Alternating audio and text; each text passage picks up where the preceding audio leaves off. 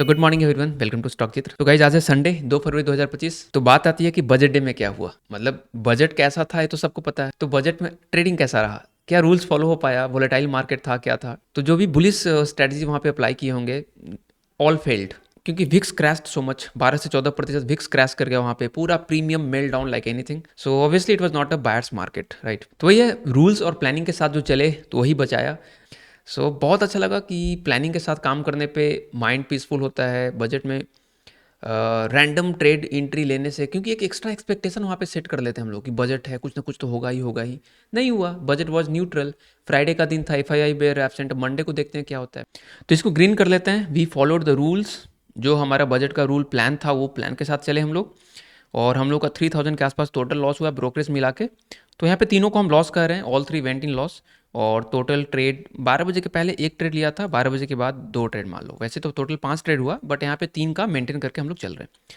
और कुछ इस तरह से सिचुएशन था कि पहला जो है कॉस्ट टू कॉस्ट बोल सकते हो 288 रुपया, मतलब 11:54 के आसपास। सो हम 11:54 तक पेशेंस रखे थे 12 बजे तक, क्योंकि हमको पता था कि 11:15 से 12:15 के बीच में एक मूव आता है, या 12:30 के बाद या सेकंड हाफ में। लेकिन 12 बजे एक दो मूव ट्राई किया, वो वर्क नहीं है। हम चार्ट पे थोड़ा सा डिस्कस करेंगे, डिस्कस करने लायक चार्ट है ही नहीं, सभी लोग चार्ट देख चुके होंगे ऑलरेडी। तो बस एक ट्रेड चला 75 क्वांटिटी, और वो भी कुछ खास नहीं चला। 800 रुपया तो कुछ भी नहीं है ना, 1:1 है। बाकी अगेन लास्ट वाला ट्रेड बहुत बेकार ही था। यहाँ पे हम पिरामिडिंग कर लिए तो वो सही नहीं बैठा। पिरामिडिंग नहीं करते तो बेटर चलता, बट कोई नहीं, वी लर्न अ लॉट। और हम लोगों का जो अभी कैपिटल जो आ जाएगा वो 1,02,000 यानी 1,03,000 के आसपास, यानी वी आर डाउन 7,000। यहाँ पे दिख भी रहा होगा 7600 के आसपास हम लोग डाउन है। सो दैट इज़ ओके, कोई प्रॉब्लम नहीं है। तो ये रहा गाइस कल का सिचुएशन, ठीक है। फ्राइडे 1 तारीख को तो पहला बाई हुआ, फिर सेल हुआ। First trade, second buy sell, दूसरा ट्रेड हो गया। तीसरा बाई सेल, तीसरा ट्रेड हो गया। ये चौथा बाई सेल, फोर्थ ट्रेड।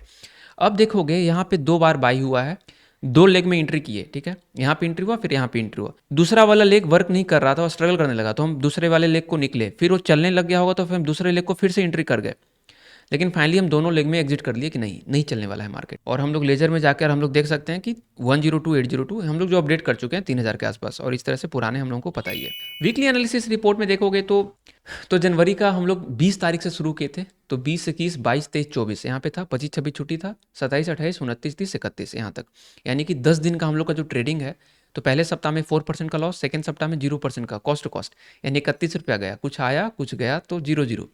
तो ओवरऑल जो 15 दिन का जो हम लोग का, सॉरी 10 दिन का जो ट्रेडिंग हुआ, 5 दिन ये 5 दिन ये, यानी week 4 and week 5 of January, तो टोटल 4% का लॉस है, ठीक है। तो बहुत अच्छा है कि हम लोग आधा महीना, 10 दिन मतलब हाफ मंथ होता है, बिकॉज 20 दिन का ही ट्रेडिंग डेज होता है पूरे महीने में। तो आधे महीने में 4% का लॉस। जबकि आप ये देखोगे कि कितना ज़्यादा बार हम गलत हुए। तो जैसे जैसे एनालिसिस गाइस सही होगी और हम लोग आधे महीने में थोड़ा ज़्यादा बार सही होने लगेंगे, तो इट बिकम गुड। और रियल मायने में February month is going to be very interesting.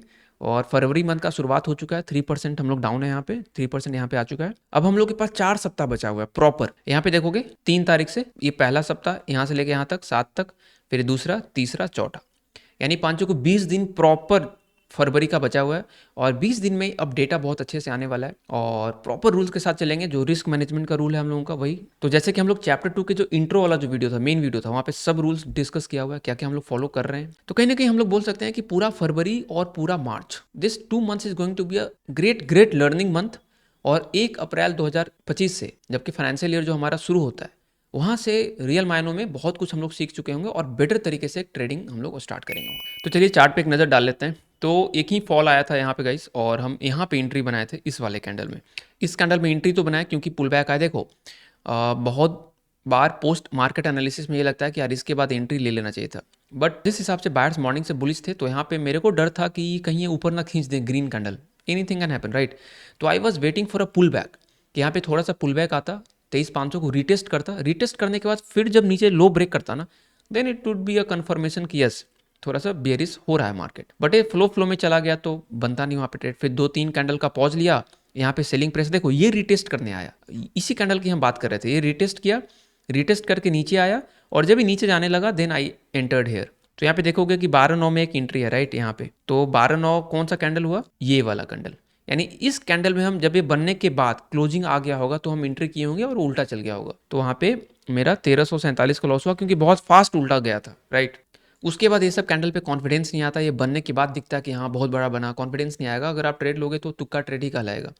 और ट्रेंड देखो कहाँ से चेंज हुआ, अभी नीचे आ रहा है, ऊपर गया, फिर नीचे आया, तो एक हाई का फॉर्मेशन हुआ यहाँ पे, लोअर हाई, ये हाई ऊपर है, एक हाई देखो यहाँ पे है, ठीक है, एक हाई यहाँ पे है, तो लोअर हाई बना, फिर नीचे आया है, मतलब यहाँ से ऐसे आया फिर ऊपर गया, फिर नीचे आया फिर ऊपर गया, अगेन लोअर हाई बना, फिर नीचे आया, इसका लो भी ब्रेक कर रहा है, मतलब लोअर हाई और लोअर लोज का फॉर्मेशन हो रहा है, ठीक है। उसके बाद ये ऊपर जाता है, मतलब इस हाई को ब्रेक करता है, फिर एक पॉज लेता है, फिर ऊपर जाना शुरू करता है, तो यहाँ पे एंट्री बनाया जा सकता था, बट वो अगेन कंसोलिडेशन में बदल गया, और यहाँ पे हम एंट्री बनाए भी थे, लेकिन वही पिरामिडिंग के चक्कर में यहाँ पे कहीं निकलना पड़ गया। हालांकि थोड़ा सा प्रॉपर बनाते और वेट करते तो थोड़ा सा कुछ पॉइंट मिल जाता, बट बहुत अच्छे से नहीं गया जितना अच्छा हम लोग बजट के दिन एक्सपेक्ट करते हैं, वो ऐसा नहीं हुआ। देन डेली चार्ट में निफ्टी जो है अगेन एक spinning top kind of condition यहाँ पे बना हुआ है, बायर्स भी ऊपर से फेल हुए, नीचे सेलर्स भी फेल हुआ, बीच में है, और budget is neutral, more of for me budget is kind of bearish, budget उतना अच्छा नहीं है। और given the budget just one thing is good कि 12 लाख तक ठीक है, हाथ में कुछ पैसे आ जाएंगे लोगों के, 1 लाख करोड़ का वहाँ पे गवर्नमेंट का नुकसान है। एक्चुअली गवर्नमेंट का नुकसान क्या ही है, बेसिकली 1 लाख करोड़ जो गवर्नमेंट ले रही थी, क्या वो इफिशिएंटली यूज़ कर पाती है गवर्नमेंट? और ग्रोथ लाने के लिए स्पेंडिंग बहुत जरूरी है, स्पेंडिंग करेंगे नहीं, अगर हाथ में पैसे ही नहीं होंगे तो कैसे काम चलेगा? वेजेस का भी प्रॉब्लम है, और फिर कॉर्पोरेट प्रॉफिटेबिलिटी का भी आपको डेटा पता ही है कि कॉर्पोरेट 15 सालों से ऑल टाइम हाई पे है प्रॉफिटेबिलिटी उनका, but that is not translating into more higher wages, more employment generation, you can say expansion of the labour force, work force. But what's happening is the contrary to that, cost cutting हो रहा है वहाँ पे, work force का एक pruning हो रहा है, तो इस तरह से तो I am bearish in the market, I will be looking for sell setup.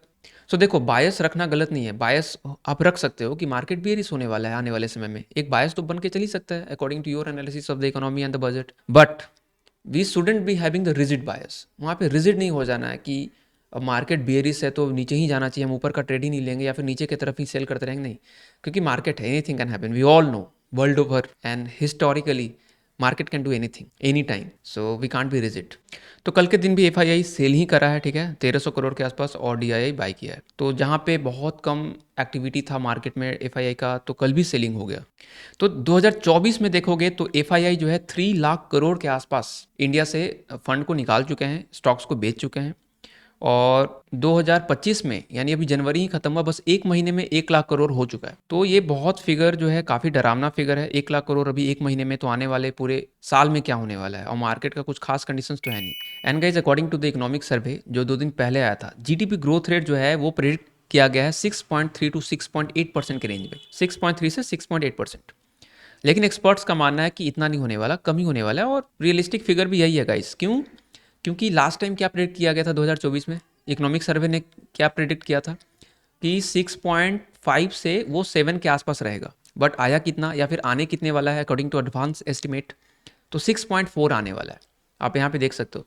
तो जितना भी प्रेडिक्ट होता है ना, और मार्केट सिचुएशन अगर खराब हो तो जीडीपी कम ही होएगा। तो यहाँ पे देखो, so many predictions of GDP in financial year 24। Financial year 24 का मतलब होता है 2024, यानी 1 अप्रैल 2024 से 31 मार्च 2025 तक, ठीक है। तो उसमें सबसे पहला प्रेडिक्शन इकोनॉमिक सर्वे का आता है, वो बोलता है 6.5 टू 7%, बट एक्चुअल में आपको पता है क्या है? In the November review the finance ministry revise GDP projections to around 6.5%। अब ये 6.5% कर दिया फाइनेंस मिनिस्ट्री ने। फिर मॉनेटरी पॉलिसी जब आया आरबीआई का, उसका 7.2% था, आरबीआई का प्रेडिक्शन कहीं और ज़्यादा था, पता नहीं कैसे प्रेडिक्ट किए ये, लेकिन उन्होंने फिर उसको रिवाइज करके 6.6 पे लेके आए। फिर गवर्नमेंट जो है एक एडवांस एस्टिमेट निकालती है, और अब जाकर रिसेंटली गवर्नमेंट जो है एक एडवांस एस्टिमेट निकाली है, जिसमें ये प्रेडिक्ट करती है कि वो इकोनॉमिक जो ग्रोथ रेट है जीडीपी का, वो 6.4% रहने वाला है फाइनेंशियल ईयर 25 में। तो ये है actual figure. In fact actual figure और कम आ सकता है, 6.4 से भी कम आ सकता है, क्योंकि अभी पूरा फरवरी और पूरा मार्च बचा हुआ है। इसके बहुत सारे कारण है गाइस, इलेक्शंस था बीच में, मानसून थोड़ा ज़्यादा था, तो वहाँ पे जो कैपेक्स होता है वो पूरा यूटिलाइज नहीं हो पाता, इलेक्शंस में 2-3 महीने वहाँ पे खराब हो जाते हैं। तो हम लोग डिस्कस करेंगे फ्यूचर में कभी। तो क्वेश्चन वही है कि जब किसी इकोनॉमी का ग्रोथ रेट ही नहीं होगा, तो एफडीआई भी नहीं आएंगे, एफआईआईज भी नहीं आएंगे, क्योंकि उनको चाहिए ग्रोथ, राइट, प्रॉफिटेबिलिटी चाहिए। One of the biggest magnet of FDI is the prospects of profitable returns. अगर उनको लगता है कि किसी इकोनॉमी में इन्वेस्ट करने के बाद कुछ रिटर्न जनरेट होगा, तभी वो आते हैं, which is what India has been providing, जो कि इंडिया हमेशा से प्रोवाइड करता रहा है। तो वी सॉ दिस फिगर जो अभी एस्टिमेटेड है कि 6.4 होने वाला है FY25 में, राइट।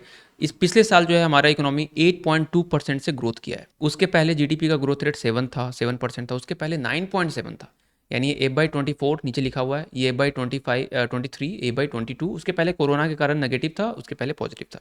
सो ठीक है, हमारा यहाँ पे इकोनॉमी ठीक था, ओके था, अभी यहाँ पे गड़बड़ चल रहा है। तो यही होता है कि अगर ग्रोथ रेट अच्छा होता है ना, देन एफडीआई का इन्फ्लोज आता है, वहाँ पे सब कुछ होता है। और अभी जो 12 लाख तक फ्री किया गया इनकम टैक्स, ठीक है, उसके हालांकि 4 से 8, 8 से 12, 5%, 10%, 15, वो इसलिए है क्योंकि कैपिटल गेन्स अगर टैक्स होते हैं तो वहाँ पे टैक्स होगा उस स्लैब के अकॉर्डिंग। अदरवाइज अगर इनकम 12 लाख से कम है then it is completely exempt. 12 lakh से ऊपर है देन अगेन वो स्लैब लगना शुरू हो जाएगा स्टार्टिंग से।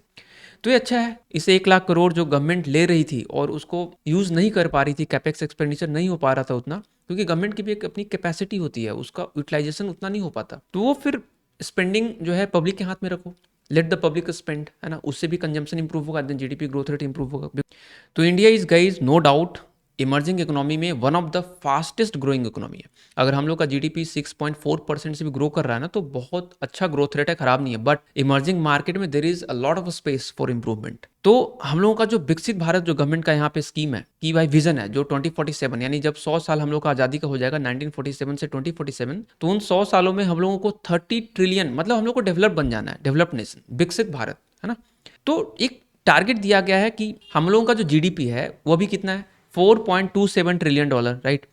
तो $4 ट्रिलियन से हम लोगों को ले जाना है $30 ट्रिलियन, जो अमेरिका जहाँ पे अभी खड़ा है 30 ट्रिलियन पे, तो हमें यहाँ से यहाँ पहुँचाने हैं। तो सोच लो और कितने साल बचे हैं हाथ में, 2027 मान लो अभी है, तो 2047, 20 साल अभी हाथ में है। तो 20 ईयर्स में हम लोगों को 4 ट्रिलियन से 30 ट्रिलियन पहुँचाना है। अब आप ग्रोथ रेट निकाल लो कि जीडीपी का ग्रोथ रेट क्या चाहिए होगा कंपाउंडेड, जैसे भी आप निकालना चाहो कैलकुलेटर को यूज़ कर लो, समझ में आ जाएगा कि जिस रेट से हम लोग ग्रोथ कर रहे हैं अभी 6% से, इससे तो कभी नहीं होगा। इकोनॉमिक सर्वे भी कहता है कि मिनिमम 8 to 9% चाहिए। हम लोग डिस्कस फ्यूचर में करेंगे इसको अच्छे डिटेल में। और चाइना देखो $20 ट्रिलियन इकोनॉमी पे अभी खड़ा हुआ है। तो हम लोग को अभी विकसित भारत बनने में बहुत पुश करना पड़ेगा, और गवर्नमेंट को नंबर गेम खेलने के बजाय कि ज़्यादा से ज़्यादा टैक्सेस बढ़ाते जाओ, हर मंथ का टैक्सेस का नंबर बढ़ता जा रहा है, नंबर गेम से ज़्यादा इफिशियंसी पे फोकस करना चाहिए कि जो आप पैसा ले रहे हो क्या वो प्रॉपरली इफिशियंटली यूटिलाइज हो पा रहा है, या फिर कहीं लीकेज है बीच में। कहीं अगर लीकेज होगा तो वो टैक्स जो आप लिए, बिजनेसेस से लिए, आप पब्लिक से लिए, जहाँ से भी आप ले रहे हो, that is not being utilize fully. लेकिन अगर वो बिजनेसमैन के पास पैसा होगा तो वो उसको और बिजनेस को एक्सपेंशन में लगाएगा, फिर जॉब क्रिएट होएगा, हाथ में पैसा होगा, वेज इंप्रूव होगा, तो वो खर्च स्पेंडिंग बढ़ेगी, देन इकोनॉमी बढ़ेगी, ग्रो होगा। एक मतलब इकोनॉमी का जो चक्र है, वो साइकिल है, वो चलता रहेगा। अगर उस मशीन को बंद कर दोगे तो ultimately economy will fall down, और रिसेशन तो खैर नहीं होगा। अमेरिका जैसे देशों में रिसेशन होता है क्योंकि वहाँ पे देखोगे कि 2.2% के आसपास ग्रोथ रेट है, तो कभी भी नेगेटिव आ सकता है 2 क्वार्टर में। इंडिया का तो अभी 6.5 है, तो रिसेशन का कोई सीन नहीं है, बट तब भी ग्रोथ रेट कम हो जाएगा। और चाइना जो पहुंचा है 20 तक, चाइना कैसे पहुंचा है 20 तक, $20 ट्रिलियन यहाँ पे देख रहे हो चाइना का। तो चाइना कंटिन्यूअसली फॉर 20 ईयर्स, हम लोग कभी डिस्कस करेंगे, almost 9.5% GDP growth rate return दिया है 20 साल तक कंटिन्यूअसली ऑन एन एवरेज, यानी कि नहीं 20 साल से भी ज़्यादा, इनफैक्ट 1980 से लेकर 2018 40 ईयर्स तक ऑन एन एवरेज इतना दिया है। हम कहीं लिखे हैं, हम आपको दिखाते हैं, चाइना का यहाँ पे लिखा हुआ होगा। From 1979 to 2018 China's annual real GDP average 9.5%। तो चाइना ऑन एन एवरेज 1980 से 2018 ऑलमोस्ट 40 साल 40 ईयर्स तक ये 10% का रिटर्न देता रहा। तो इस तरीके से वो $20 ट्रिलियन अभी पहुंचा है, और हम लोग अभी 4 पे हैं, तो 4 से 20 जाने में ही आपको इस तरह के रिटर्न चाहिए होंगे। सो ठीक है, स्लोली सब कुछ होगा, बट थोड़ा सा गवर्नमेंट को इफिशियंसी पे ध्यान ज़्यादा देना होगा, क्योंकि पैसा तो गवर्नमेंट के पास होता है, but it should be utilize in a better more efficient manner. क्योंकि चाइना का आप स्टार्टिंग का 2 लाइन पढ़ो बस, कि economist generally attribute much of China's rapid economic growth to 2 main factors. 2 ही मेन फैक्टर्स थे। पहला क्या था, लार्ज स्केल कैपिटल इन्वेस्टमेंट, जो कि हमारी गवर्नमेंट भी करती है, उसमें कोई प्रॉब्लम नहीं है। Financed by large domestic saving and foreign investment, domestic भी था फॉरेन भी था। इंडिया में भी एफडीआईज बहुत है, फॉरेन इन्वेस्टमेंट की प्रॉब्लम नहीं है, इंडिया का डोमेस्टिक सेविंग्स भी अच्छा था।